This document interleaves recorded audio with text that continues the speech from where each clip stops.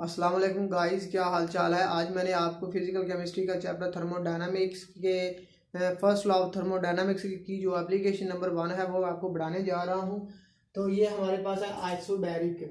सबसे application number 1 है हमारे पास, ये है 1 और आइसोबैरिक एप्लीकेशन है। आइसोबैरिक एप्लीकेशन के अंदर सबसे पहले आइसो का मतलब होता है सेम और बैरिक का मतलब होता है वॉल्यूम प्रेशर। इसका मतलब होता है प्रेशर। मतलब ये बनता है कि आइसोबैरिक एक ऐसा प्रोसेस है जिसमें हम क्या करते हैं, टेम्परेचर प्रेशर को कांस्टेंट रखते हैं।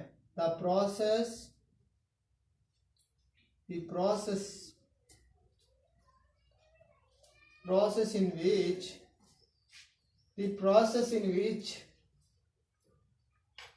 the pressure of the system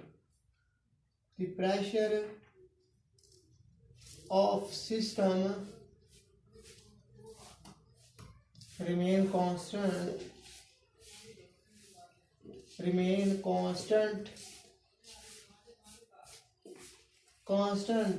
is called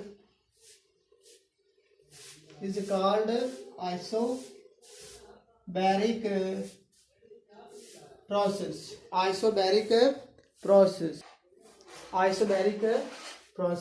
is called isobaric process. Mathematical form में सॉल्व करते हैं। according to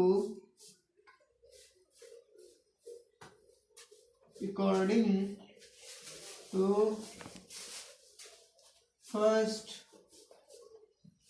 law of thermodynamics,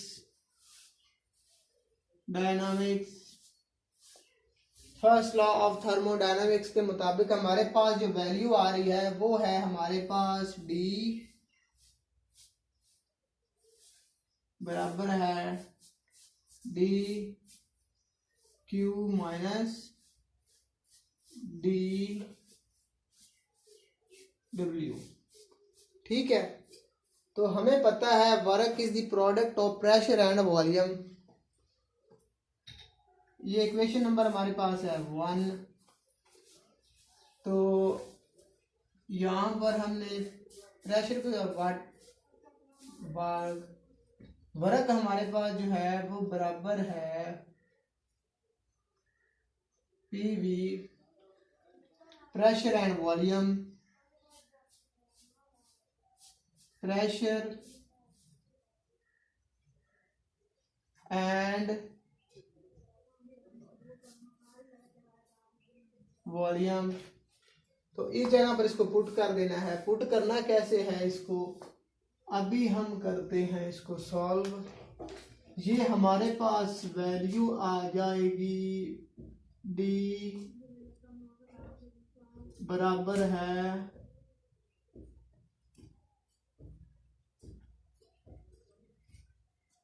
PV। तो DE बराबर है DQ माइनस बराबर है डिफरेंशिएट करना है इसको, तो ये आ जाएगा PDV और ये बन जाएगा VDP। अच्छा हमने यहाँ तक हमने ये कर लिया ना। D बराबर DQ माइनस PDV और माइनस VDP। तो हमारे पास जो इक्वेशन आएगी, क्योंकि हमने यहाँ पर कांस्टेंट रखा हुआ है प्रेशर, मतलब DP जो है ना ये बराबर है 0 के। तो अगर ये DP जो प्रेशर है वो तो हमारे पास है कांस्टेंट, तो प्रेशर कांस्टेंट होने की वजह से जो वॉल्यूम के अंदर चेंज आया है वो बहुत कम आया है।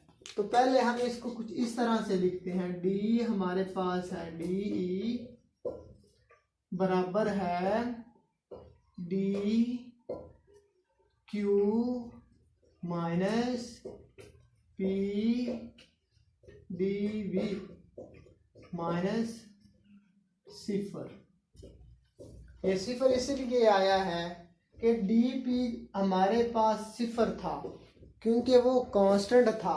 तो कांस्टेंट ने जब कांस्टेंट था, सिफर था, तो उसने वॉल्यूम को भी क्या कर दिया, सिफर कर दिया। मतलब इस कुछ इस तरह से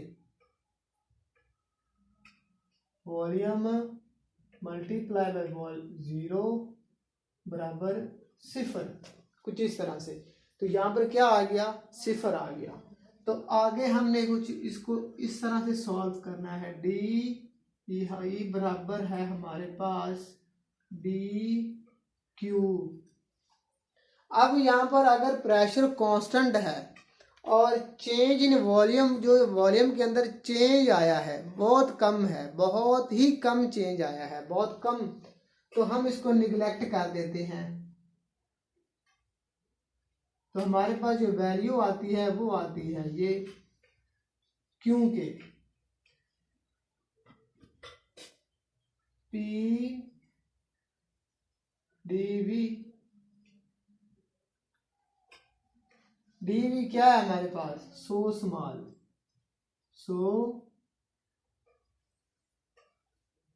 small and can be neglected.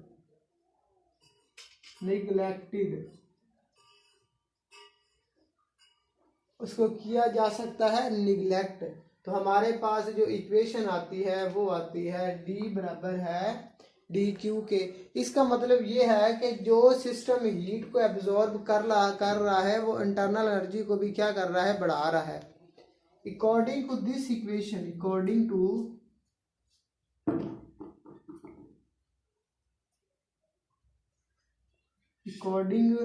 This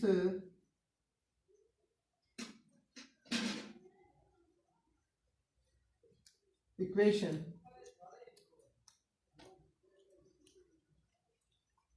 heat energy of system will be increase the